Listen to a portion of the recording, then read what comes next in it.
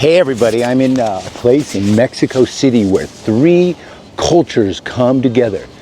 Aztec, like this big church behind me.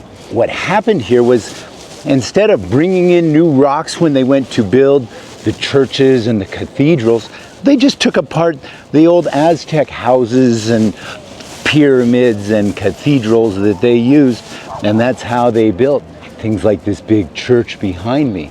Well, what's the other culture? That's 1, 2, and then 3 is these modern buildings that you see around me over here.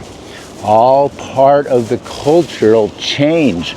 Behind us is a college because they were trying to convert the Aztec people to Christianity. First, they had to teach them Spanish. They couldn't teach them about the Catholic religion unless they learned Spanish. And then here's the most ironic thing. Do you remember the 1968 Mexico City Olympics? Really famous. Muhammad Ali was in it. It was named Cassius Clay. Well, there was a big protest about the Olympics going on in this square right here.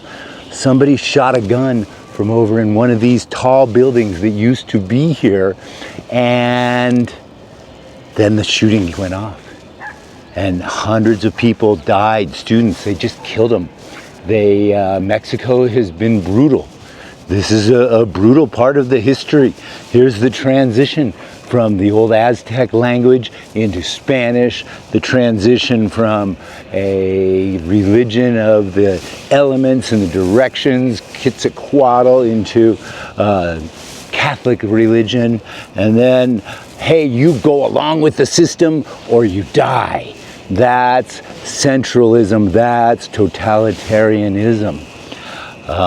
This is like a sacred spot where all these ideas come together in one place.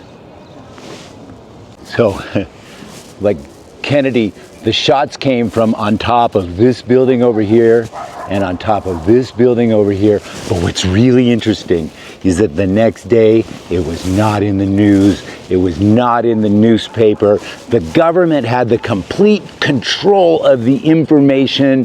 They made sure the people heard what they wanted them to hear and don't hear about this mass execution that happened in this square right over here. That's called censorship. That's how to control the people.